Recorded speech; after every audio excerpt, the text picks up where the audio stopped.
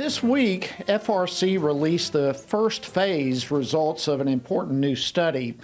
It involves 11 perinatal hospice programs that are offering support to mothers who choose to continue their pregnancies following a prenatal diagnosis indicating that their baby has some sort of life-limiting condition.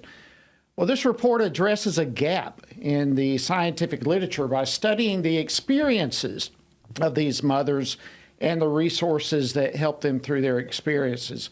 Well, joining me now to discuss the results of this study is Mary Szoch. She's the director of the Center for Human Dignity here at the Family Research Council. Mary, always great to have you. Welcome back to Washington Watch. Thanks so much for having me. Well, let's begin. Some people may not be familiar with the term perinatal hospice as a general rule. Why don't we start there? I don't know if I gave the full definition. Why don't you explain what this is? Sure. A perinatal hospice program is a service that is provided for couples or women who have received an adverse perinatal diagnosis. So a lot of different terms are used to describe that diagnosis, sometimes fatal fetal anomaly, sometimes fetal anomaly, sometimes debilitating disability. There are a number of different terms that could be used there, but essentially it means that their unborn child the physicians don't believe that their unborn child will either live to birth or will live long after birth. A lot of times those physicians are wrong, and these babies do live long lives. But a couple who receives that diagnosis is able to receive supportive services from a perinatal hospice that offers them a source of comfort in that there are other couples who are willing to speak with them who have also received a similar diagnosis. These organizations offer a way to navigate through the medical decisions. They offer more information about the diagnosis their child may have received. They offer a birth plan that could include alleviating any pain that their child may feel. They offer, very sadly, they offer funeral planning, which, as you can imagine, would be incredibly challenging for a couple facing this. And then following the death of the child or the birth of the child, they still offer services to support these couples. So they're really beautiful programs that really provide comfort and care and life-affirming support for couples.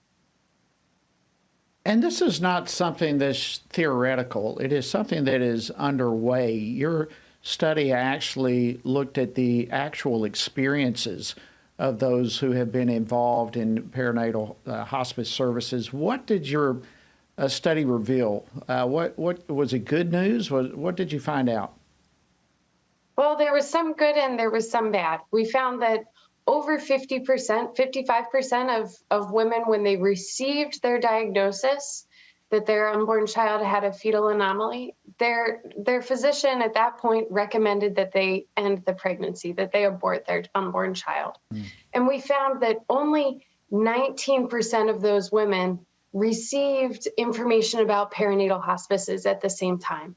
So we know that physicians aren't talking to moms and dads who receive this information about life-affirming options. What else we learned, though, was that we had an overwhelming percentage of women say that they were very confident in their decision to carry to term with the support of perinatal hospice. 85% of women said that. And in fact, 0 women said that they were not at all confident in their decision to carry to term.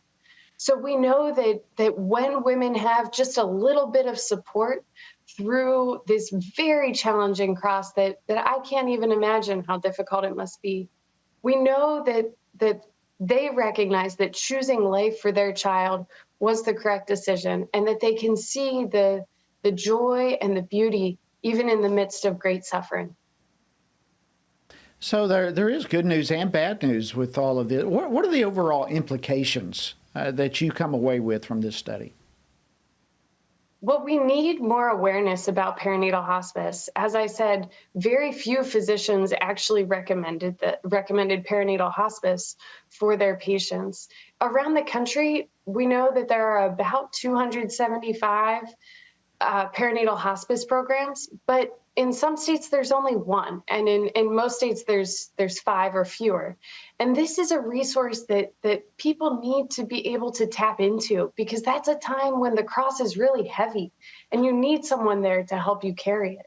So what we can do with this is we can provide legislation that states that when a physician is giving a diagnosis of a fatal fetal anomaly, as they sometimes call it, or a life-limiting diagnosis, that physician would also have to tell the couple or the woman about the option of perinatal hospice, where that couple can be provided with real information about their child's diagnosis. And we can do this, and we can lift up these couples and surround them with love and support. Mary, that is fantastic information. I have no doubt that many of our viewers and listeners right now have no idea that such a program even existed. I think it's a great start if we can get some legislation moving in this direction, but also people who are listening right now or watching right now need to be aware that these incredible services are available. So Mary Szoch, thank you so much for joining us on the program. It's always great to talk with you. Thanks so much for having me, Jody.